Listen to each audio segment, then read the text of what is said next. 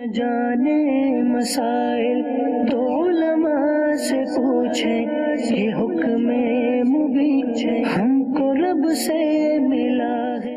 الحمدللہ رب العالمین والصلاة والسلام علی سید المرسلین اما بعد فاعوذ باللہ من الشیطان الرجیم بسم اللہ الرحمن الرحیم الصلاة والسلام علیکہ یا رسول اللہ وعلی آلک واصحابک یا حبیب اللہ الصلاة والسلام علیکہ یا نبی اللہ وعلی آلک واصحابک یا نور اللہ۔ مدنی چینل کے ناظرین، پروگرام دارالافتاء اہل سنت میں آپ کو خوش آمدید کہتے ہیں۔ اللہ رب العالمین ہم سب کو علم دین سیکھنے والا، سمجھنے والا اور درست طریقے کے مطابق اس پر عمل کرنے والا بنائے، علم نافع کی دولت سے ہم سب کو مالا مال فرمائے۔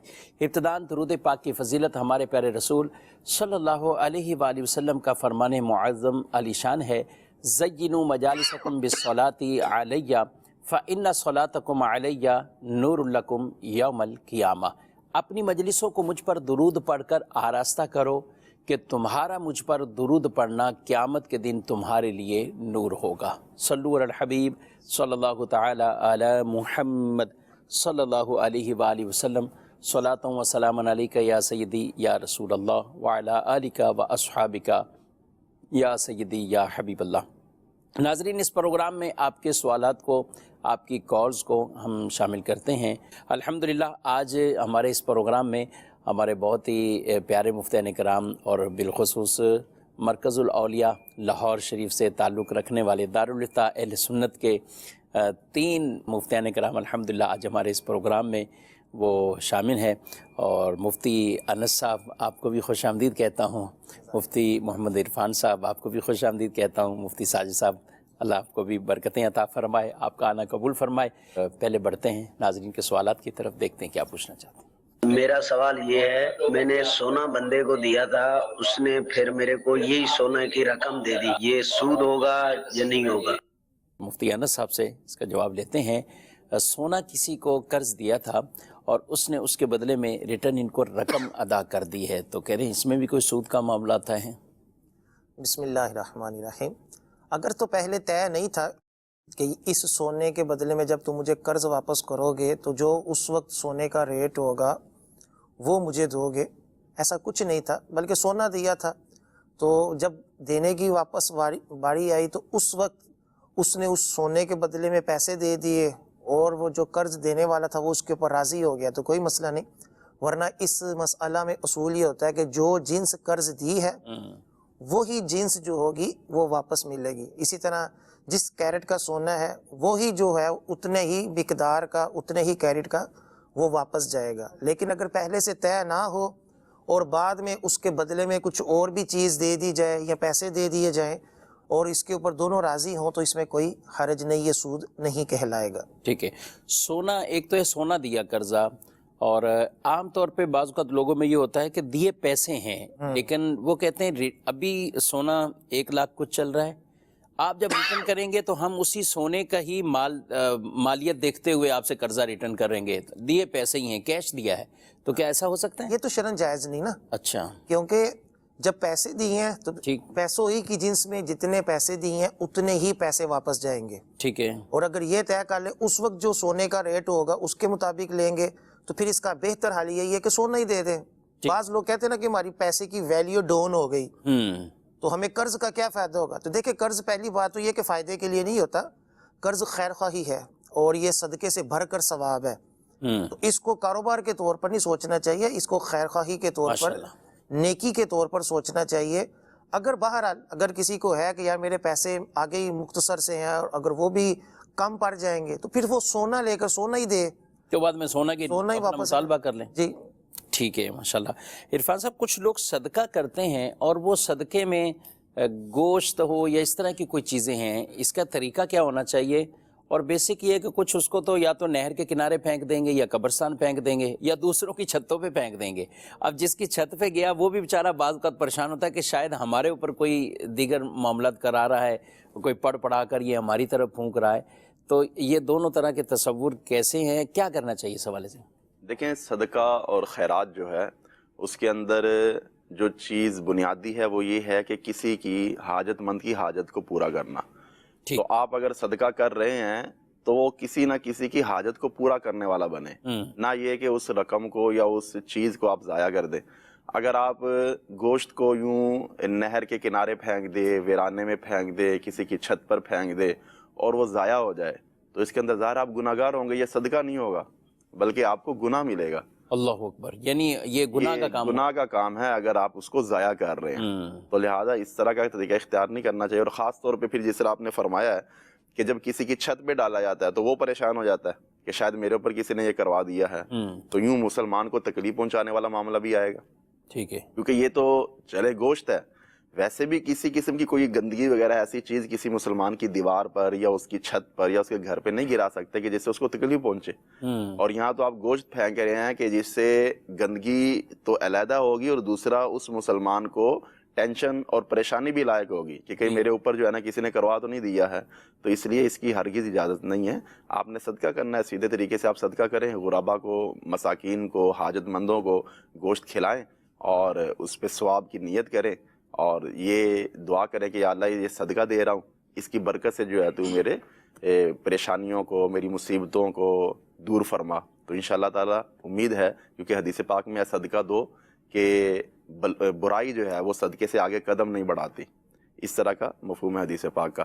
تو صدقہ دے، لیکن دے اس کو کہ جس کو حاجت ہو، ضائع نہ کریں، ضائع نہ کریں۔ اچھا، اسی طریقے سے مجھے ایک بات اور یاد آئی کہ بعض لوگ گوشت صدقہ کرتے ہیں لیکن جیسے کسی دریا کے کنارے کھڑے ہوتے ہیں اور چیلوں کو ڈال رہے ہوتے ہیں، چیل، کوے، اس طرح کے جانوروں کو ڈال رہے ہوتے ہیں، حالانکہ چیل، کوا یہ جو جانور ہیں ان کو حدیث پاک میں فاسق جانور قرار دیا گیا ہے، فاسق، کہ یہ فاسق ہے، یعنی اپنے فائدے کے بغیر دوسروں کو نقصان پہنچاتے ہیں ابتداءً، کوئی ان کو تکلیف نہ بھی پہنچائے، ان کا فائدہ نہ بھی ہو، یہ دوسرے کو نقصان پہنچاتے ہیں، تو ایسے جانوروں کو فاسق کہا گیا۔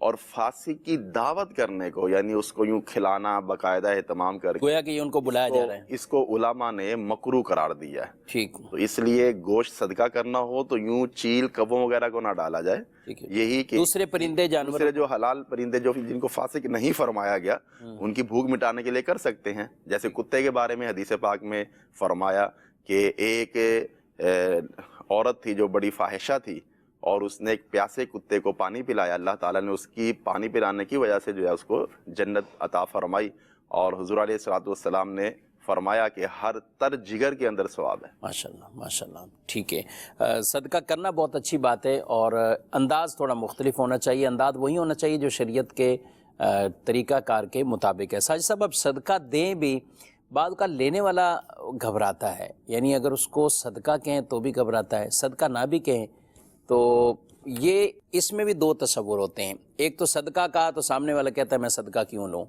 دوسرا سامنے والا کہہ رہا ہے کہ یہ صدقہ بلا کو ساتھ لے کر آ رہا ہے اور میں لے رہا ہوں تو یہ میری طرف رخ ہوگا، یہ تصور ٹھیک ہے؟ بسم اللہ الرحمن الرحیم۔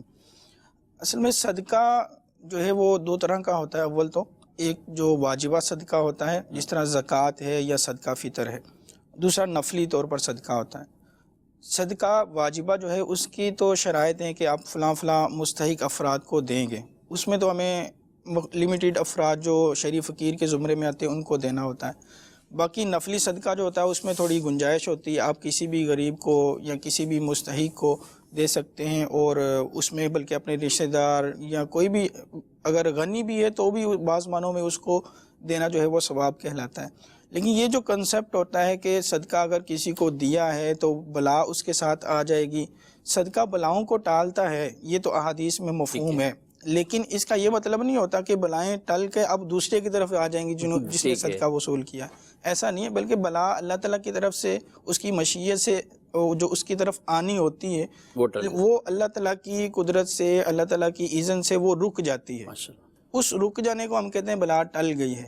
یہ نہیں ہے کہ اب اس سے ٹل کے اب جس نے صدقہ وصول کیا تو وہ اس طرف چلی جائے گی، یہ بہت بڑا معاشرے میں ایک غلط فہمی ہے، اور اس کی وجہ سے نقصان یہ ہوتا ہے کہ جو بندہ صدقہ دینا چاہ رہا ہوتا ہے، اور جس طرح ابھی بیان کیا کہ اس کا درست طریقہ یہ ہے کہ کسی غریب مستحق مسلمان تک پہنچا دیا جائے، اب ہمارے معاشرے میں یہ غلط فہمی پھیل چکی ہے، اب کوئی صدقہ مستحق تک پہنچانا بھی چاہتا ہے نا تو وہ وصول نہیں کرتا اسی غلط نظریے کی بنیاد پر، حالانکہ احادیث میں مفہوم موجود ہے کہ ایک صحابیہ کو صدقہ دیا گیا اور انہوں نے صدقہ وصول کیا، اور اس کے بعد حضور نبی اکرم صلی اللہ علیہ وسلم ان کے گھر پر تشریف لائے، تو حضور علیہ الصلوۃ والسلام نے وہ گوشت جو صدقے میں ملا تھا ان صحابیہ نے وصول کیا تھا، وہ خود بھی تناول تو بلکہ وہاں فرمایا بھی کہ تمہارے لیے صدقہ، ہمارے لیے ہدیہ. ہاں تمہارے لیے یہ چیز صدقہ ہے، وہاں تک پہنچ کے صدقہ مکمل ہو چکا ہے، اب ہم اس کو کہیں کہ تو ہمارے حق میں صدقہ نہیں ہے. ٹھیک ہے. مطلب انہوں نے جو وصول کیا تھا ان کو بھی یہ کوئی ایسی پریشانی نہیں تھی کہ بھئی میں نے وصول کر لیا ہے تو اب مجھے کوئی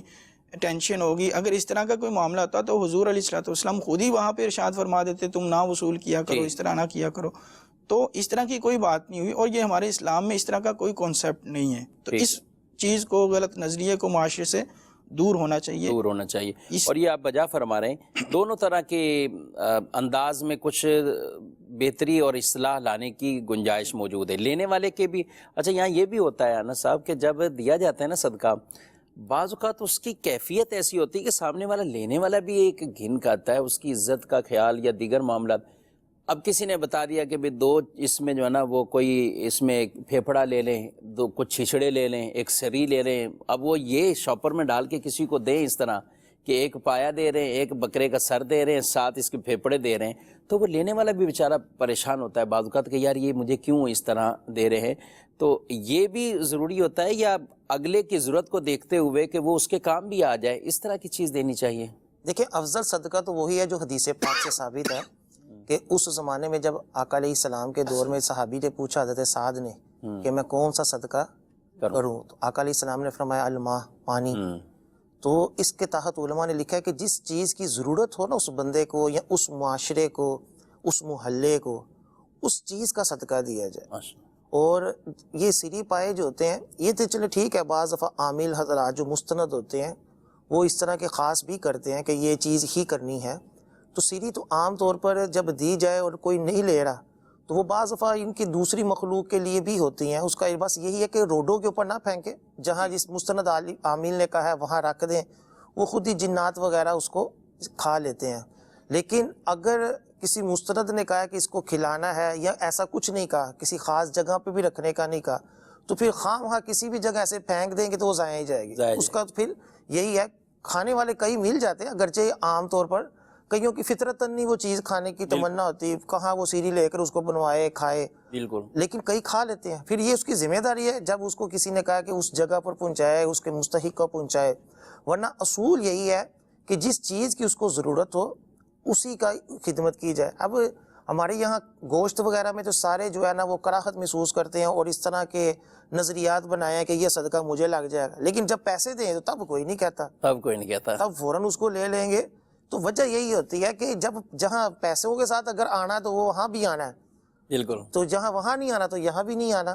تو نظریہ وہی ہونا چاہیے کہ اچھی چیز دیں، لیکن اگر کوئی ایسی چیز بھی دیں لیکن اس کو ضائع نہ کیا جائے. یہ کنسیپٹ کلیئر ہونا چاہیے. ماشاءاللہ ماشاءاللہ. جی مزید کالز کے طرف.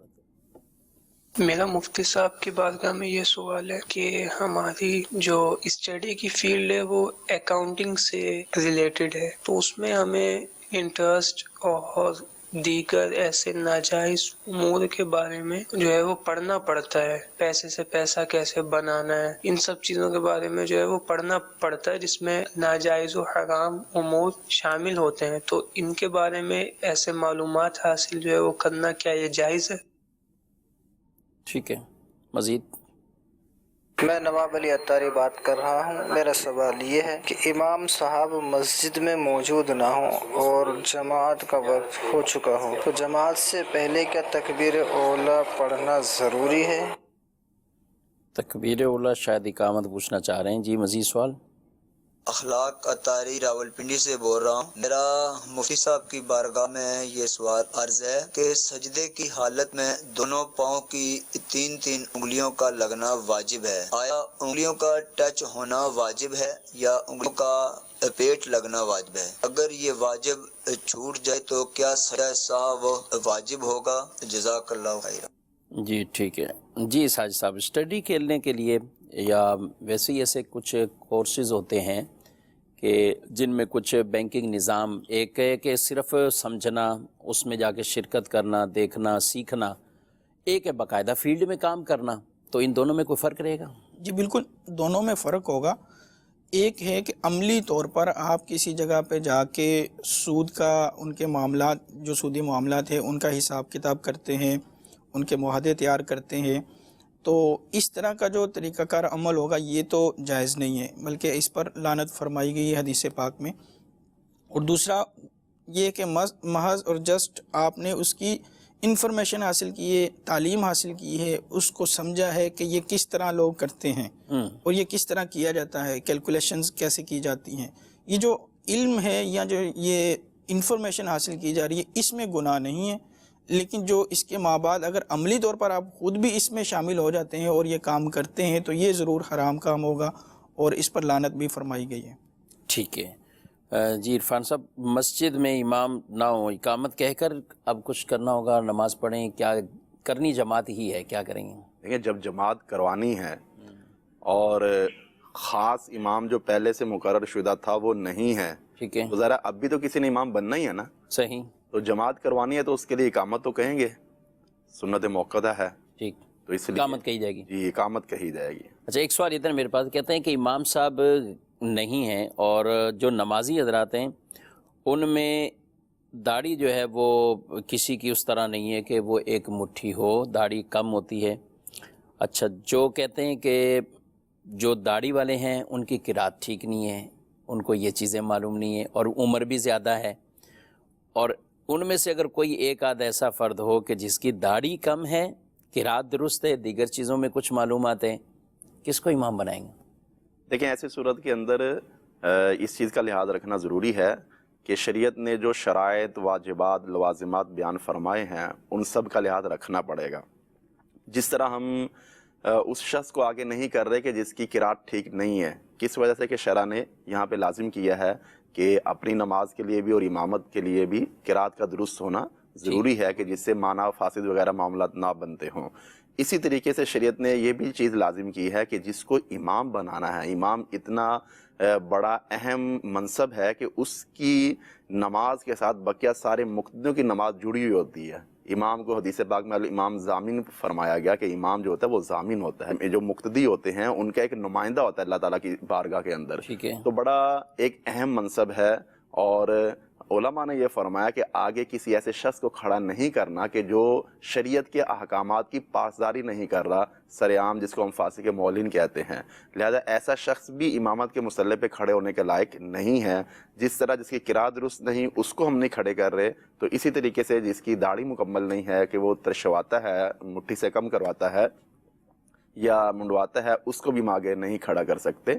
اور اب ایسی صورت بن چکی ہے تو پھر یہ اپنی علیحدہ علیحدہ پڑھیں، علیحدہ پڑھیں۔ اور یہ کئی افراد ایسے ہوتے ہیں جو آفس میں کام کر رہے ہوتے ہیں، اس وقت بھی وہاں ایسی کیفیات ان کے پاس درپیش ہوتی ہے، یا تو یہی کہتے ہیں کہ یا جتنے ہی ہیں سب کی میں سے کسی کی بھی داڑھی نہیں ہے، یا ہے تو ایک مٹھی سے کم کٹوا کر وہ کم کرتے ہیں، تو ایسی صورت میں وہ بھی الگ الگ کریں گے، الگ الگ ہی پڑھیں گے، کیونکہ ظاہر ہے ایسی صورت میں پھر یہ ویسے تو آفس میں ویسے ہی جماعت کے معاملات ہوتے ہیں، وہ جماعت واجب نہیں، تو بہرحال ان کے لیے یہی حکم ہے کہ امام کو جو ہے نا وہ اسی کو آگے کھڑے کریں گے جو شریعت کی پاسداری پورے مکمل طور پہ کرنے والا ہے۔ ٹھیک ہے، ماشاءاللہ۔ اصل میں بیسک شاید لوگوں میں ذہن میں یہ ہے کہ جو مسجد کا امام ہے وہ تو پورا دیکھ کے بنائیں گے، جو اس کی شرائط بھی پوری ہوں، سب چیزیں پوری ہوں، اور ویسے جس کو ہم امامت کے مسلح پہ کھڑا کر رہے ہیں تو اس کے اندر یہ ہماری اپنی 3-4 کی نماز ہے تو اس میں کوئی مسئلہ نہیں۔ تو بہرحال دونوں طرح پہ جس کو بھی آپ امام بنا رہے ہیں، چاہے وہ ایک مقتدی اور ایک امام ہو، تو اس امام کا بھی جامع شرائط ہونا اور ان تمام تر معاملات کا خیال رکھنا جو مسجد کے امام کے لیے ضروری ہیں، وہ اس امام کے لیے بھی شرائط ہیں، ان کا خیال رکھنا اہم اور ضروری ہے۔ 3 انگلیاں لگانا ایک پاؤں کی، یہ کہہ رہے ہیں کہ اگر نہیں لگیں اور تو اس میں کچھ کیا پھر اس کا ازالہ کیسے ہوگا؟ دیکھیں 3 انگلیوں کا صرف سرا جو ہے وہی ٹچ ہو، ان کا پیٹ نہ لگے، تو اگر تو 10 کی 10 انگلیوں میں سے ایک کا بھی پیٹ نہیں لگا پھر تو نماز ہی نہیں ہوئی نا۔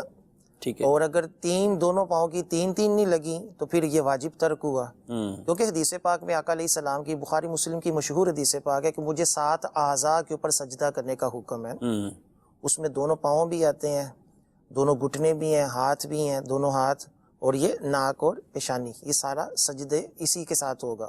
ٹھیک ہے، تو انگلیاں بھی جو ہیں اگر آپ نے صرف اس کا سرا لگایا تو یہ سجدہ نہیں کہلائے گا، یعنی لگنا نہیں کہلائے گا، پاؤں لگنا جسے پاؤں کو لگنا وہی ہوتا ہے کہ جب وہ اس کا پیٹ لگے نا. صحیح. تو یہ تو صرف ٹچ ہوا نا. صحیح. ٹچ کرنا اور لگانا دونوں میں فرق اس طور پر ہے کہ وہاں اس کو موڑ کر اس کے جو پیٹ ہوں گے وہ زمین کے اوپر اچھے طریقے سے لگیں. ٹھیک ہے. اور اسی طرح پیشانی ہے کہ وہ ہلکی سی لگا دی، صرف ٹچ ہی کی. اور زمین مزید اگر وہ ایسی جگہ پہ ہے کہ جیسے قالین وغیرہ ہے یا آج کل مساجد میں فوم بچھایا ہوتا ہے تو اس کو آپ نے دبایا نہیں تو یہ بھی ٹچ ہی کرنا ہو گیا، لگانا نہ ہوا نا. زمین کی سختی محسوس کرنا جو ہے وہ جہاں انگلیوں میں اسی طرح یہی ہے پیشانی میں بھی، ناک کی ہڈی میں بھی، کہ وہ زمین کی سختی محسوس کرے. اور انگلیاں بھی زمین کے اوپر پوری کی پوری جب وہ پیٹ کے ساتھ دبائی جائیں گی تب ہی وہ زمین پہ لگیں گی، ورنہ تو وہ صرف ایک ہلکا سا ٹچ ہی ہوا ہوا ہے. تو اس طرح نماز نہیں ہوگی. اور اگر غلطی سے ایسا کیا تو سجدہ سہو ہوگا. اگر جان بوجھ کر یہ سمجھ سے ہو گیا ہاں، اور اگر جان بوجھ کر کیا یا جہالت میں کہ بس اسی طرح بھی ہو جاتا ہے تو پھر نماز دوبارہ پڑھنی پڑے گی. ٹھیک ہے. اور اگر ایک بھی نہیں انگلی لگی تو پھر ہوئی نہیں، پوری نماز جو ہے وہ ہوئی نہیں. ان چیزوں کا خیال رکھنا چاہیے. امیر اہل سنت دامت برکاتہم العالیہ کی کتاب نماز کے احکام یہ ضرور اپنی اسٹڈی میں رکھنی چاہیے، مطالعہ کرنا چاہیے، پڑھنا چاہیے. کچھ سمجھ نہ آئے تو آپ ضرور علماء سے رہنمائی لیں. دارالافتاء اہل سنت کے نمبر وہ صبح دن میں 10 بجے سے لے کر 4 بجے تک یہ آن ہوتے ہیں. دوپہر 1 سے 2 وقفہ ہوتا ہے.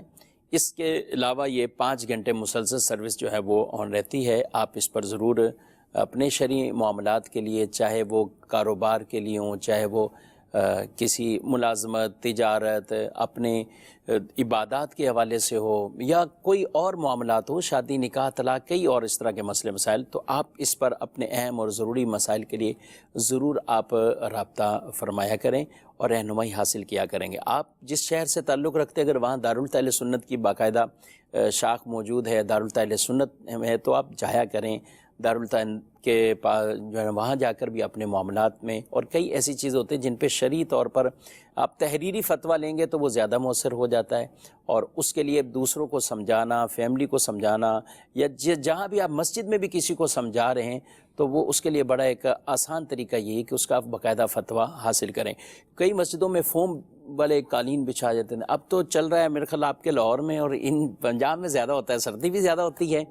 اور پچھلے دنوں پتہ نہیں آپ نے مجھے فوم پر سجدہ کرنے کا ایک فتویٰ بھیجا تھا، لاہور سے آیا تھا، دارالافتاء اہل سنت سے جاری ہوا تھا، تو وہاں بھی ایسا ہی تھا. تو وہ جو جنہوں نے لیا ہے امید ہے انہوں نے جا کے اپنی مسجد والوں کو ہی دکھایا ہوگا کہ بھئی یہاں لوگوں کی نمازوں کا مسئلہ ہے. تو بہت ایک فائدہ ہو جاتا ہے، آگے بھی رہنمائی حاصل ان کو ملتی ہے، تو اس سے کافی جو غلطیاں ہوتی ہیں ان کا ازالہ بھی ہو جاتا ہے. فون سروس ہے دارالفتاء اہل سنت کی ایک، اور ایک واٹس اپ سروس بھی ہے. اور ماشاءاللہ عرفان صاحب آپ واٹس اپ سروس کے نگران بھی ہیں. تو آج میں آپ کا دوست اور کل یوں سمجھ لیں کہ دارالافتاء کا تو بالکل فریق ہوں، بھائی بھی ہوں، لیکن ابھی میں نمائندہ ہوں ناظرین کا.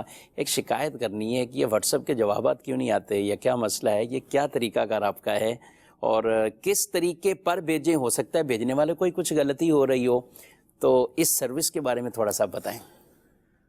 جی، اس کے حوالے سے عرض یہ تھی کہ اصل میں جو واٹس اپ سروس ہے ہماری یہ اوورسیز والوں کے لیے ہے، پاکستان والوں کے لیے نہیں ہے. پاکستان والوں کے لیے؟ پاکستان والوں کے لیے نہیں ہے بلکہ اوورسیز والوں کے لیے. اچھا، یہ بیسک سب سے اصولی بات یہ اصولی بات یہ ہے. آپ پاکستان کے لیے ہماری سروس ہی نہیں ہے. آپ اگر واٹس ایپ پہ سوالات بھیجتے رہیں گے ظاہر ہے اس کا جواب آپ کو نہیں مل سکے گا. تو آپ کو کیسے پتہ چلتا ہے؟ یعنی کوئی بندے رکھے ہوئے اپنے پاکستان والے مائنس ہو جاتے ہیں اس میں سوالات؟ جی معلوم ہو جاتا ہے، نمبرز ہوتے ہیں، تو اس وجہ سے جو پاکستانی ہوتے ہیں ان کے جوابات نہیں دیے جاتے. اور اس کی وجہ یہ بھی ہے کہ دیکھیں اوورسیز میں اس طرح کے مواقع نہیں محسوس ہوتے، میسر ہوتے عام طور پہ جیسے پاکستان کے اندر میسر ہے. پاکستان میں ہماری اتنی دارالفتاء اہل سنت کی شاخیں ہیں، فون نمبرز ہیں، تو یہاں رابطہ کرنا علماء سے مشکل اتنا نہیں ہے جتنا باہر کے ممالک میں ہوتا ہے. اور پھر باہر والوں کی جو تعداد ہے وہ بھی ایک لیمیٹڈ ہوتی ہے نا، کہ جن کو ہم جوابات دے سکتے ہیں. جبکہ پاکستان والوں کے لیے جب کھولیں گے تو اس کے لیے سوالات بہت کثرت سے ہو جائیں گے، اور فی الحال ہمارے پاس اتنی گنجائش نہیں کہ ہم سب کے جوابات دے سکیں. لیکن اس پہ ہم نے سوچا ہے انشاءاللہ العزیز، اگر ایسی صورت بنی کہ ہم جو ہے وہ پاکستان والوں کے لیے بھی یہ لانچ کر سکے تو انشاءاللہ تعالیٰ ایسا بھی کریں گے. آپ دعا فرمائیں کہ اللہ تعالیٰ ہمارے لیے ایسے مواقع آسان بنا دے, افراد عطا فرمائے. افراد کی کثرت ہوگی تو میرا خیال آسان ہو جائے گا, برکت بھی آ جائے وقت میں انشاءاللہ تعالیٰ, تو پھر ان کے لیے بھی ہو جائے گا. ماشاءاللہ. دونوں طرح کی ہیں. دیکھیں جو ناظرین ظاہر ہے اس طرح کے پوچھتے ہیں اور ان کے سوالات بھی آتے ہیں, وہ بھی ایک علم کی پیاس ہے, علم سیکھنا ہی چاہتے ہیں. اور آج کل کے دور میں ان سروس کا زیادہ ہونا, بکثرت اس پر رہنمائی کا سلسلہ ہونا, وہ میرا خیال زیادہ مؤثر بھی ہے.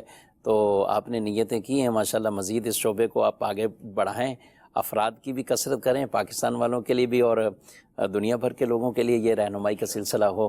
ویسے کتنے روزانہ جوابات ہوتے ہیں؟ یہ تقریباً جو ہماری کوشش یہ ہوتی ہے کہ باہر سے یعنی اوورسیز سے جتنے سوالات آئیں ہم ایک دن کے اندر سب کے جوابات دے دیں. سب کے جوابات دے دیں. اور اس کا طریقہ کار یہ ہوتا ہے کہ آپ کے توسط سے ناظرین کی بارگاہ میں عرض کر رہا ہوں کہ ہمارے ہاں اولاً سوالات آتے ہیں تو ایسا نہیں ہوتا کہ ہم فوراً زبانی جواب دے دیں, بلکہ اس کا ایک پراپر طریقہ ہوتا ہے کہ ہم دارالفتاء اہل سنت کے اندر وہ سوالات بھیجتے ہیں جن کو وہاں پر رہنے والے علماء جو ہے وہ لکھتے ہیں, پھر اپنے سے سینئرز کو وہ چیک کروائے جاتے ہیں کہ یہ جو جوابات لکھے ہیں کیا واقعی یہ ٹھیک ہیں.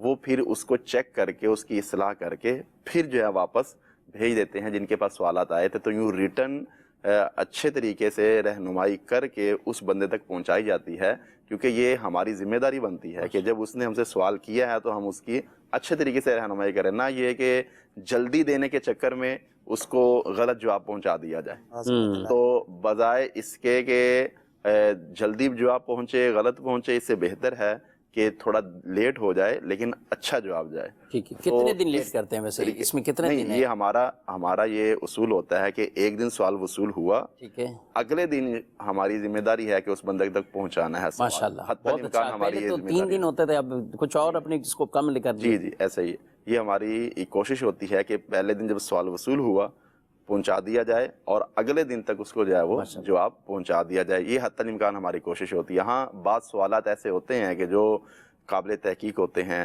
قابل غور ہوتے ہیں, بسا اوقات ان کو روک لیا جاتا ہے لیکن بالآخر ان کا بھی جواب جو ہے وہ کسی طریقے سے پہنچا دیا جاتا ہے. ٹھیک ہے. اور جو تعداد آپ بیان فرما رہے ہیں یہ اصل میں کم و بیش ہوتی رہتی ہے, میکسیمم کبھی 100 کے قریب ہو جاتی ہے, یعنی 72 پلس ہی سوالات ہوتے ہیں تقریباً 70 سے اور 100 کے.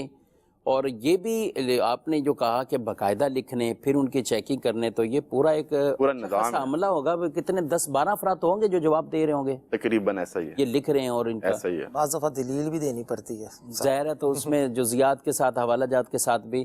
تو 100 سوالات بھی کہیں کہ یا 70 سے 80 کبھی, اور 100 کے اندر جوابات, اور وہ بھی تحریری طور پر. ایک ہے وائس میسیج پہ کسی کو جواب دینا, ایک ہے تحریری طور پر. جب تحریر آدمی لکھنے جاتا ہے تو ظاہر ہے پھر اس کو بڑی ہی ذمہ داری کے ساتھ اور کتابوں سے دیکھ کر بھی اور ان کی خاص جو قیودات ہوتی ہیں ان کا خیال رکھتے ہوئے وہ جواب تیار کیا جاتا ہے. تو آپ سمجھتے ہیں کہ 100 جوابات اگر روزانہ تحریر میں اور ٹائپنگ کریں, اور الحمدللہ دارالفتاء سنت میں جو علماء کرام مفتیان کرام بیٹھتے ہیں خود ہی یہ ٹائپ کرتے ہیں, اپنے فتاویٰ خود ہی لکھتے ہیں, خود ہی ٹائپ کرتے ہیں, جزیات وغیرہ کتابوں کے حوالہ جات یہ خود ہی, ان کو یہ سارے کام گویا کہ یہ بھی ساتھ ساتھ ان کو کرنے ہوتے ہیں. تو الحمدللہ یہ سلسلہ چل رہا ہے. آپ دعا فرمائیں افراد کی کثرت ہو. اور امیر اہل سنت دامت برکاتہم العالیہ کی ایک اپنی خواہش تھی. مجھے وہ وقت بھی انس صاحب یاد آ رہا ہے کہ جب امیر اہل سنت دامت برکاتہم العالیہ نے ایک خواہش ظاہر فرمائی تھی کہ 12 دارالفتاء اہل سنت کا قیام کرنا. اس وقت ابھی صرف ایک تھا غالباً دارالفتاء, جب مشورے میں یہ بات ارشاد فرمائی تھی. الحمدللہ آج یہ فیضان عام ہے اور پاکستان کے ناظرین کئی شہروں میں دارالفتاء اہل سنت کی باقاعدہ شاخیں موجود ہیں. ہمارے کراچی میں 5 دارالفتاء اہل سنت ہیں, حیدرآباد میں ہے, لاہور میں 2 دارالفتاء اہل سنت ہے, ایک تو داتا دربار پہ, دوسرا دارالفتاء اہل سنت کا ہے جوہر ٹاؤن. کیا ہے ایڈریس اس کا؟ کوئی جوہر ٹاؤن ایکسپو سینٹر کے بالکل سامنے, اپوزٹ. ٹھیک ہے, وہاں پر یہ دارالفتاء. ملتان شریف میں بھی یہ افتتاح ہوا ہے. تو آپ دعا فرمائیں جیسے جیسے افراد بڑھتے جائیں گے انشاءاللہ دارالفتاء کی شاخیں بھی مزید کھلیں گی, اور ساتھ ساتھ یہ سروس جو ہے وہ اس پر بھی مزید سوالات وہ لیں گے, ان کے جوابات بھی پہنچائیں گے, اور انشاءاللہ پاکستان کے اندر بھی یہ جوابات کا سلسلہ. اب تو واٹس ایپ کے جو جوابات ہیں وہ हम अपनी वेबसाइट पे भी जो है ना वो अपलोड कर रहे हैं। जी जी जी व्हाट्सएप के जो आप वेबसाइट पे पर ठीक है। दारुल तालीम सुन्नत की वेबसाइट है और उस पर भी बाकायदा रोज़ाना की बेस पर 4 जवाबात ये अपलोड किए जाते हैं। तफसीली फतावाजात भी होते हैं और साथ साथ रोज़ाना मुख्तसरन 4 जवाबात ये भी अपलोड होते हैं। तो आप वेबसाइट का विज़िट करें तो इंशाल्लाह यूँ भी इल्म किसी तरह जो है ना वो मुख्तलिफ अंदाज से इल्म में जो है वो इजाफा ही होगा। बढ़ते हैं नाजरीन की मज़ीद कुछ कॉज की तरफ, देखते हैं क्या पूछना चाहते हैं। मोहम्मद नवाज अतारी रहीम यार खान से मुफ्ती कराम की आमद मरहबा। अल्लाह पाक मुफ्ती कराम को मदनी चैनल को नजर बद से बचाए। मुफ्ती साहब की बारगाह में मेरा सवाल ये है, जिस तरह गंदम का उशर देते हैं इसी तरह कपास का, गन्ने का भी जो जमीन से उगेगी उसका भी उशर देना होगा, और उशर कितना बनता है? उशर कपास की सूरत में देना होगा या रकम की सूरत में देना होगा? या मसाजिद या अपने गरीब रिश्तेदारों को उशर दे सकते हैं? शरई रहनुमाई फरमा दीजिए। माशाल्लाह जी, बहुत बड़ा सवाल आपने किया है और पूरा तकरीबन ये रिसाला या एक पूरी किताब का ही सवाल है। लेकिन मैं चाहूँगा साजिद साहब कुछ मुख्तसरन इस पे कि गंदम के तरफ तो लोगों का रुझान होता है, लेकिन इसके दीगर जो चीज़ें होती हैं उस पर क्या करना? जो भी चीज़ हम ज़मीन में उगाते हैं और उससे फसल काश्त की जाती है, चाहे वो सब्ज़ी है या अनाज है या किसी और तरह की चीज़ है, जिस तरह कपास इन्होंने कहा, तो उस चीज़ के अंदर भी उशर अदा किया जाएगा। महज गंदम के साथ ख़ास नहीं, बल्कि इनके अलावा जो चीज़ें हैं उनके अंदर भी उशर अदा करना होगा। अब उशर कितना होता है, इसमें पानी कौन सा लगाया इसके हवाले से तफसील होती है। ठीक है, अगर तो पानी जो है वो बारिशी पानी से आपकी फसल हुई है या जो नहरी पानी होता है उससे आपकी फसल हुई है, या दोनों लगाएं, लेकिन अक्सर हिस्सा जो है या 2 या 3 बार पानी लगाया तो ज़्यादा बार पानी आपने बारिशी पानी लगाया है और नहर का पानी लगाया, तो ऐसी सूरत के अंदर जो है वो आपको 10वां हिस्सा जो है वो उशर के तौर पर देना पड़ेगा। ठीक है, मसलन अगर 100 बोरियां हैं तो उसमें से 10 बोरियां जो है वो आप उशर के तौर पर अदा करेंगे। 100 मन है तो 10 मन, 100 मन है तो 10 मन उसका अदा करेंगे। और अगर आपने ट्यूबवेल से पानी लगाया है और साल का अक्सर हिस्सा या उस फसल का जो जितने पानी लगे उनमें से अक्सर हिस्सा आपने ट्यूबवेल का पानी लगाया है, बारिशी भी अगरचे लगाया लेकिन वो कम है, दूसरा ज़्यादा है, या सिर्फ आपने ट्यूबवेल से ही वो उसका पानी लगाया है, तो ऐसी सूरत में 20वां हिस्सा अदा करना पड़ेगा। यानी अगर 100 बोरियाँ तो उनमें से 5 बोरियाँ, या अगर 100 मन है तो उसमें से 5 मन आपने उशर के तौर पर अदा करना है। अब इसमें आप बेआईनी उसी तरह की वो जो फसल हमें हासिल हुई है आप वो भी अदा कर सकते हैं, मुस्तहिक तक पहुंचा सकते हैं, और इसके साथ साथ आप अगर उतनी अमाउंट कैश की सूरत में देना चाहें तो वो भी इजाज़त है, आप वो भी दे सकते हैं। ठीक है, यानी वो फसल आप अपने पास रख लें या उसको सेल कर दें, जो भी 10 मन की रकम बनती है बिलफर्ज वो आप अदा कर दें। अब देनी किसको है? वो जो ज़कात का मुस्तहिक होता है, जिसको हम ज़कात देते हैं, उसी को हमने ये देनी है। यानी ऐसा शख्स जो शरीयत की नज़र में फ़कीर होता है वो कौन है? जिसके पास 52.5 तोले 52.5 तोला सिल्वर चांदी की जो अमाउंट है, इतनी अमाउंट में कैश की सूरत में या सोना चांदी की सूरत में या हाजत से ज़ायद सामान की सूरत में, यानी इतनी अमाउंट उसकी हाजत से ज़ायद है पड़ी हुई है उसके पास, उस सूरत के अंदर हम उसको नहीं दे सकते। जिसके पास इससे कम माल है, 52.5 तोले चांदी की जो कीमत बन रही है इससे कम माल है और हाजत से ज़ायद मौजूद है, तो उस सूरत के अंदर हम उसको ज़कात दे सकते हैं। और ये मस्जिद को दे सकते हैं। यानी इस हवाले से ये है कि मस्जिद को या मदरसे को इस तरह डायरेक्ट जो है वो ज़कात या सदकात वाजिबा जो हैं वो नहीं दिए जा सकते। बाज़ जगहों पे हाजत पेश आ जाती है, मदारिस में या मसाजिद अगर तामीर हो रही है या इस तरह के उसके अखराजात पूरे नहीं हो रहे, तो उस सूरत के अंदर हम ये जो वाजिबी सदकात होते हैं इसका एक इससे जो शरी तरीक़ाकार है, उलमा से रहनुमाई लेकर उसके मुताबिक हम इसको देंगे तो वो भी अदा हो जाएगा। इसको शरी हिला के नाम से ताबीर किया जाता है, तफसीलात उलमा से पूछी जा सकती है। माशाल्लाह। मकतबुल मदीना का एक पम्फलेट है ज़कात किसको दे सकते हैं, तो ये ले लेंगे तो उशर के भी अहकाम वही उसी तरह जो ज़कात देने के वाले उशर के अहकाम भी वही हैं अदायगी के वाले। ठीक है, माशाल्लाह। आप अपने आपके रिश्तेदारों में गरीब हैं, हकदार हैं, बिल्कुल आप ज़रूर उनकी भी मदद करें, हेल्प करें। साथ साथ मैं यहाँ ये भी अर्ज़ करता चलूँ, दावत इस्लामी के जामियातुल मदीना, मदारिसुल मदीना, ये एक बहुत बड़ा काम है अल्हम्दुलिल्लाह, और साल में एक बार टेलीथॉन किया जाता है اور اسی جامعۃ المدینہ اور مدارس المدینہ سے کتنے ہزاروں حفاظ اور آگے پھر ہزاروں علماء، اور یہی جو آپ کے ہی باتیں ہیں کہ بھئی ہمارے جوابات بھی ملیں، اکثر افراد کی کثرت ہونی چاہیے، جوابات زیادہ سے زیادہ جانے چاہیے، یہ سارے عملہ یہاں سے ہی آ رہا ہے۔ تو جیسے یہاں اضافہ ہوتا جائے گا انشاءاللہ آگے بھی یہ سارے شعبہ جات کے اندر مزید یہ اضافے ہوتے رہیں گے۔ ان کے ساتھ بھی مالی طور پر آپ اپنا ضرور تعاون کیجئے، عشر کے ذریعے، زکوٰۃ کے ذریعے، صدقات نافلہ واجبہ جو آپ سے ہو سکے۔ ایک ٹیلی تھون کے حوالے سے کہ ایک اس کا جو یونٹ بیان کیا ہے وہ 10,000 ہے، آپ اس طور پر ضرور دعوت اسلامی کے ان شعبہ جات کے ساتھ آپ تعاون فرمائیں۔ یہ آپ کے لیے ایک صدقہ جاریہ ہوگا، ایک جو عظیم نیکی کا یہ کام ہو رہا ہے الحمدللہ، جو دینی کام ہو رہے ہیں، اس میں یہ آپ کی طرف سے تعاون ہوگا اور آپ بھی اس صدقہ جاریہ کے اندر ثواب کے اندر شامل ہو جائیں گے۔ تو میں امید رکھوں گا کہ آپ بھی اپنے رشتہ داروں کو بھی، دیگر کو بھی، جو بھی ابھی فصل تیار ہے، یہاں یہ بھی یاد رکھنا چاہیے، بلکہ میں انس صاحب آپ سے ہی پوچھتا ہوں، فصل زکوٰۃ تو ہم سال میں ایک بار دیتے ہیں، اب فصل میں کبھی گنا ہے، آگے کچھ اور ہے، پھر اور، تو ان میں عشر کے اندر کچھ اس طرح کی چیزوں کا بھی خیال رکھنا ہے؟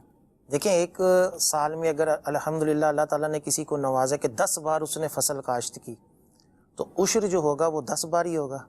جس بھی زمین کو کاشت کیا جائے گا اس میں جو بھی نفع ہوا ہے اس زمین سے، تو ہر مرتبہ ہی اس فصل کا اعتبار کیا جائے گا۔ ہو سکتا ہے گنے کا جو فصل کاشت ہوئی ہے اس کا عشر جو ہے کچھ اور بنے، کپاس کا کچھ اور بنے، اسی طرح مختلف جو اجناس ہے، مختلف جو چیزیں ہیں، تو جس کا جو بنتا ہوگا ہر اعتبار سے اللہ تعالیٰ نے اس کو نوازا تو اس کو عشر دے گا، تو انشاءاللہ مزید جو زمین ہوگی اور زرخیز ہوگی، اللہ تعالیٰ اور نوازے گا، برکت آئے گی اس میں۔ ماشاءاللہ۔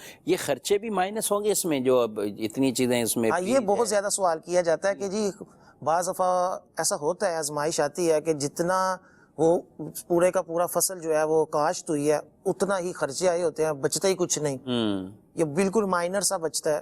تو شرعی حکم تو یہ ہے کہ جتنی زمین سے نفع لیا ہے اس کے اوپر عشر آئے گا، اس میں خرچے کاؤنٹ نہیں ہوں گے، ٹھیک ہے، خرچوں کا اعتبار نہیں ہے۔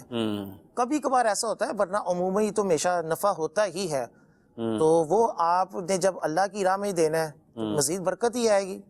ٹھیک، تنگ دست ہو کر دیں گے تو زیادہ ثواب ملے گا۔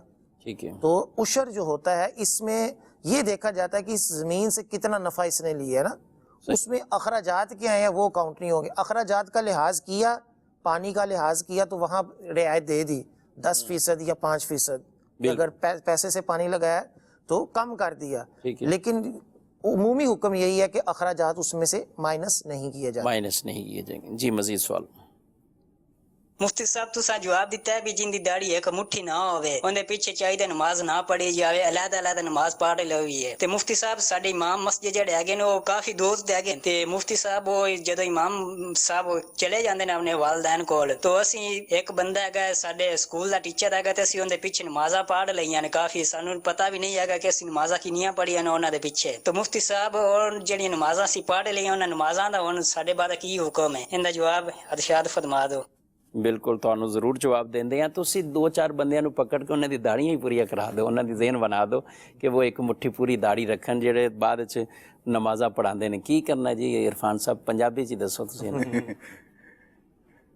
جی اس صورت تے پھر جنی بھی نمازاں پڑھیاں گئی ہیں انہاں ساریاں نمازاں نو دوبارہ دہرانا انہاں تے لازم ہے، ٹھیک ہے، کیونکہ جدو ایسے بندے دے پیچھے نماز پڑھ لی جاوے جنوں فاسق مولن کہنے ہیں یا دی داڑھی جڑے نا وہ کٹواندا ہے، حد شرع تو کٹ کردا ہے، تے ایسی صورت چ پڑھن والے گناہگار بھی ہوندے نے، انہاں تے توبہ کرنا بھی لازم ہے، پڑھان والے تے بھی توبہ کرنا لازم ہے، اور ایسی صورت چ جنیاں نمازیں نہ پڑھیاں ساریاں نو دوبارہ دہرانا واجب ہے۔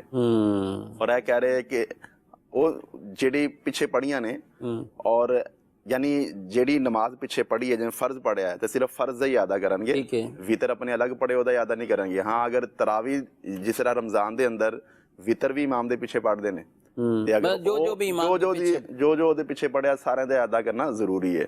اور اے چیز کے یاد نہیں آ رہا کننا ہے تو اے پھر زیادہ زیادہ ذہن لے جن کہ کنی امام دی چھٹیاں گن لین۔ انہوں نے یہی کہا کہ امام صاحب جدو چلے جاندے ادو مسئلہ ہوندا ہے، تے کسی طریقے نال زیادہ ہوئیاں دہرائی ہوئیاں کٹ نہ ہون، یعنی ایک اندازہ ہوگا کہ 100 تو زیادہ تو نہیں ہو سکتی, صحیح, بالفرض 100 تو گھٹ بھی ہوگی, کوئی مسئلہ نہیں, لیکن ایک کوشش کیتی جاوے کہ کوئی ایسی نماز رہ نہ جاوے جڑی پیچھے پڑی ہے جو ادا نہ کیتا گیا. ٹھیک ہے. شفیق صاحب اس مسئلے چ نا جی بیچارے مولویاں تے بھی بعض وقت تنقید ہوندی ہے کہ تسی داڑھی نہیں تے ان دے پیچھے نماز نہیں ہوندی. ہاں صحیح. تو عام لوگ بھی کرتے ہیں, وہ جس کے اوپر فتویٰ ہوتا ہے وہ سب سے زیادہ جو ہے نا وہ بولتا ہے. تے گل ہے یہ کہ شریعت دا جڑا حکم ہے وہ ہر ایک واسطے ہے, مولوی نے تے حکم ہی بیان کرنا ہے. صحیح بات ہے. تے جنوں مثلا آزمائش ہوندی پئی ہے یا جڑا کہندا پیا کہ نہیں ہونا چاہیے تھا, وہ ساڈی صلاح تے ہوئی الحمدللہ, سی تے شرعی حکم دس رہے ہیں, وہ اپنی کر لے. صحیح بات ہے. وہ جس سے تسی کہہ رہے ہو کہ یار ان دی داڑھی رکھوا دے, وہی داڑھی رکھ لے کہ یار ایک مسئلہ ہے, ایک جڑا شریعت دا حکم ہے انہوں فالو کرے نہ ہے کہ وہ اس گلوں تو آ کے مولویاں تو یہ ہے کہ انڈی دیر دی نمازاں دوبارہ پڑھیے. جی بالکل, پڑھنیاں تے پہن گیا. جی کبھی تم میں سے جو بہترین ہے وہ تمہاری امامت کروائی, حدیث پاک ہے نا, تو جو بہترین وہی ہوگا جو سنتوں کا پابند ہوگا. ٹھیک ہے, جو شرائط کے مطابق اس کا پورا وہ اتر رہا ہوگا. 2-3 چیزیں ہیں, اب ٹائم بھی ہمارے پاس بہت کم ہے. انس صاحب, جب تک نماز کی ایک جو اہمیت ہے وہ اگر ذہن میں آ جائے, بیٹھ جائے, تو پھر آدمی اگر کہیں بازار سے سبزی لینے بھی جاتا ہے نا, تو وہ اگر 80 روپے کلو کی کوئی چیز ہے اور 1 کلو کے اندر 8 سے 10 دانے آئیں گے, چاہے ٹماٹر کے کر لیں, چاہے آپ پیاز کر لیں, چاہے آپ کوئی اور چیزیں آپ خرید رہے ہوں. آم کا سیزن آتا ہے تو ایک آم کو دیکھا جاتا ہے کہیں سے کوئی داغی تو نہیں ہے.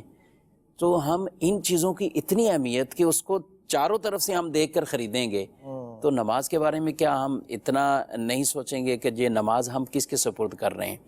تو کسی پہ تنقید کرنا اس حوالے سے وہ مقصود نہیں ہے, لیکن ان کو چاہیے کہ اگر واقعی وہ شرعی خرابی ہے تو اس کو دور کر لیں. جو چیز اس کے اندر علماء کو کیا اس سے, وہ تو آپ کو رہنمائی فرمائیں گے, وہ تو آپ کو مسئلہ شرعی بتائیں گے. کچھ لوگ دین کے مسئلے کو قبول کرنے کے بجائے علماء پہ تنقید کرنا شروع کر دیتے ہیں. ہوتا وہ دینی مسئلہ ہی ہے, اب پردے کی بات کر لیں یا کوئی اور اس طرح کی, نہیں جی یہ مولاناؤں کے چکر ہیں, یار یہ مولاناؤں نے باتیں یہ کی, مولاناؤں نے بڑا سخت کر دیا دین کو, مولانا نے ایسا اس کو وہ بیان کر دیا. حالانکہ ہوتا یہ ہے کہ سامنے اس کو وہ دینی مسئلہ ہے, لیکن دینی مسئلے کو کچھ نہیں کہنا کہ دائرہ کچھ, پھر تو لوگ اس کو چھوڑیں گے نہیں, تو وہ اس کو مولانا کی طرف موو کر دیتے ہیں. تو ایسی جو تنقیدیں بیجا علماء پہ کرتے ہیں ان کو بھی ضرور اپنی اصلاح کرنی چاہیے, علماء سے پیار کرنا چاہیے, علماء کی تعظیم کرنی چاہیے. علماء وہ ہیں کہ جن کے جنت میں بھی ہم محتاج ہوں گے. روایت میں فرمایا گیا کہ جنت میں بھی جب اہل جنت سے, جنتیوں سے اللہ نعمتوں کے بارے میں فرمائے گا تو وہ یہی کہیں گے کہ ہمیں سب کچھ مل گیا, اور انہیں اصل میں اور نعمتوں کے بارے علم نہیں ہوگا. پھر انہیں کہا جائے گا کہ علماء کی طرف جاؤ, تو جنت میں بھی علماء کی طرف جائیں گے اور ان سے کہیں گے ہم اپنے رب سے کیا سوال کریں, تو علماء ان کو کہیں گے ہاں فلاں نعمت کے بارے میں, فلاں نعمت کے بارے میں, فلاں نعمت کے بارے میں. تو امام اہل سنت علیہ رحمہ فرماتے ہیں کہ علماء کی محتاجی دنیا میں تو ہے, لیکن ساتھ ساتھ جنت میں بھی ہم علماء کے محتاج ہوں گے. تو ان سے پیار, تعظیم, ادب, یہ والا ہمارا تعلق ہونا چاہیے. اللہ رب العالمین عمل کی توفیق عطا فرمائے. 1-2 سوالات لیتے ہیں اور اس کے بعد ٹائم ہمارا جو ہے وہ اختتام پر ہے. جی مزید کو. جی سر, میرا سوال یہ تھا کہ ہمارا بزنس ہے بیکری کا, تو ہم نے اس میں بھائی ہیں ان سے ہم نے پیسے لیے ہیں نا, ہم نے مطلب ان سے کہا کہ جی کاروبار میں اس کی ہم جو ہے آپ کو جتنا میں منافع ہوگا ہم وہ آپ کو اس طرح دیں گے پیسے, مہینے ٹو مہینے. 1 سال کے ٹائم کے لیے 2 لاکھ روپے. ہم نے کہا جی کہ اس کے ساتھ جو بھی پروفٹ ہوگی ہم اپنے کاروبار سے کمائیں گے, ہم آپ کو دیں گے مہینے ٹو مہینے, اور آپ کے جو پیسے ہم وہ آپ کو بعد میں دیں گے 1 سال کے بعد. تو اب پوچھنا یہ تھا مفتی صاحب سے کہ اب مطلب وہ اگر سود والا معاملہ ہے وہ بھی بتا دیں, اور باقی اس بندے نے کہا کہ یار اگر کوئی آپ کا بزنس مطلب نقصان ہو گیا, اللہ نے کرے آگ لگ گیا, سیل ہو گئی شاپ جو بھی ہے, اس صورت میں آپ سے پیسے نہیں لوں گا. جی کافی تفصیل ہے جو ساجد صاحب. جو پیسے دیے گئے ہیں, جو کسی کو کاروبار کے لیے لگائے ہیں, انہوں نے لیے ہیں, اس میں بنیادی طور پر وہ کس طور پر لیے ہیں یہ چیز بڑی کاؤنٹ ہوتی ہے. اگر تو آپ نے لیے ہیں بطور قرض, یعنی اس میں یہ شرط تھی, یہ طے تھا کہ جتنے پیسے میں لے رہا ہوں یہ واپس آپ کو ریٹرن کروں گا. مثلا 2 لاکھ روپیہ لیا ہے تو 2 لاکھ تو میں آپ کو دوں گا ہی دوں گا, یہ تو کنفرم ہے. اور اس کے ساتھ ساتھ کاروبار میں جتنا منافع ہوا تو وہ بھی ساتھ ساتھ منتھلی یا کسی بھی طریقے سے ہم دیتے رہیں گے. تو ایسی صورت کے اندر تو یہ سود ہے, کیونکہ آپ نے پیسے لیے ہیں قرض کے اوپر اور قرض کی بنیاد پر آپ اس کو نفع دے رہے ہیں. اور حدیث پاک میں فرمایا گیا جو بھی قرض کی بنیاد پر نفع دیا جائے یا لیا جائے وہ جو ہے وہ سود ہوتا ہے. تو اس صورت کے اندر یہ سود ہی ہے. اب قرض کا نام لینا ضروری نہیں ہوتا کہ آپ قرض کہہ کے لیں یا قرض کہہ کے دیں، بلکہ اس کی حقیقت جو اس کانٹریکٹ ہو رہا ہے اس کی حقیقت دیکھی جاتی ہے. قرض میں کیا ہوتا ہے، آپ کسی کو پیسے دیتے ہیں اور یہ انڈرسٹوڈ ہوتا ہے، یہ طے ہوتا ہے کہ آپ اتنے ہی پیسے واپس لیں گے. یہی حقیقت ہے قرض. بھلے اس کو یہ کہتے ہیں جیسے بھی آپ اپنے کام میں لگا دینا یا یہ دے، جہاں مرضی لگا دیں. کسی کو بھی ہم قرض دیتے ہیں اور یہ اس سے طے ہوتا ہے کہ ہم اتنے ہی پیسے واپس لیں گے، چاہے کاروبار کے لیے دے رہے ہیں یا کسی بھی مقصد کے لیے دے رہے ہیں. تو قرض کی حقیقت یہی ہے. تو ایسی صورت کے اندر اگر آپ نے اسی طور پر لیے ہیں اور بعد میں واپس کرنے کا طے ہے، جس طرح کہ انہوں نے بتایا بھی ہے کہ یہ طے تھا کہ ہم آپ کو بعد میں پیسے واپس کریں گے، تو اس صورت کے اندر تو یہ سود ہے. ایک دوسری صورت ہوتی ہے، وہ یہ ہوتی ہے کہ آپ ان سے قرض کے طور پر پیسے نہیں لے رہے، بلکہ آپ ان سے انویسٹ کے طور پر پیسے لے رہے ہیں. بھائی میں یہ کام کرتا ہوں، یہ کاروبار کرتا ہوں، اس کے اندر آپ کے پیسے انویسٹ کروں گا، جو مال میں خریدوں گا وہ آپ کا اور میرا مشترکہ ہوگا، یا مداربت ہوتی ہے تو وہ آپ کا مال ہوگا لیکن سیل میں کروں گا، اور اس کے اندر جو اللہ تعالیٰ ہمیں نفع دے گا اتنے % میں لوں گا، اتنے % آپ لیں گے، اور اس کے اندر اگر نقصان ہو گیا تو نقصان جو ہے وہ جتنا % مال کا ہوگا اس کو برداشت کرنا ہوگا. اگر میرا اور آپ کا ہے تو میرا اور آپ کا آدھا آدھا ہے تو آدھا نقصان میں برداشت کروں گا، آدھا آپ برداشت کریں گے.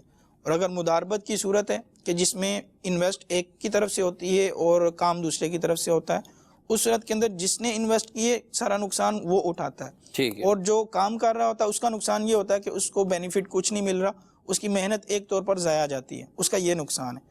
لیکن یہ اسی صورت میں جب ہم انویسٹ کریں گے، انویسٹ کے طور پر دیں گے، ٹھیک ہے، یعنی اس کے شرعی احکام اور سارے اصول و ضوابط کا خیال رکھتے ہوئے کریں گے. ٹھیک ہے. بظاہر جو ان کی سوال کی صورت ہے اس میں یہ لگ رہا ہے کہ یہ انہوں نے جو لیا ہے وہ قرض کے طور پر لیا ہے اور یہ طے تھا کہ واپس اتنا کریں گے. ویسے وہ کہہ رہے ہیں نا کہ اگر نقصان بھی ہو گیا کہ دکان جل بھی گئی تو آپ سے میں نقصان نہیں لوں گا، نقصان نہیں لوں گا، یعنی نقصان میں برداشت کروں گا، آپ کے پیسے آپ کو ملیں گے. اس میں بظاہر وہ لگ رہا تھا اس طرح کہہ رہے ہیں، جو اس نے پیسے دیے ہیں وہ کہہ رہا تھا کہ میں نقصان پیسے واپس نہیں لوں گا. بظاہر ایسا لگ رہا سوال میں، تھوڑی سی کنفیوژن اس میں آ رہی ہے. ان کو چاہیے کہ جو ان کا معاہدہ ہوا ہے، جو ان کا طے شدہ ہوا ہے، ان کو چاہیے کہ اس کے لیے باقاعدہ یہ دارالفتاح سے رابطہ کر لیں، کیونکہ سوال میں تھوڑی سی کنفیوژن موجود ہے. اور یہ شرعی طور پر شراکت ہو یا مداربت کے طور پر ہو، پیسے انویسٹ کر کے اپنا پروفٹ لینا، بالکل اس کی جواز کی صورتیں موجود ہیں. شرعی طریقہ ہے، تجارت ہے، کاروبار ہے.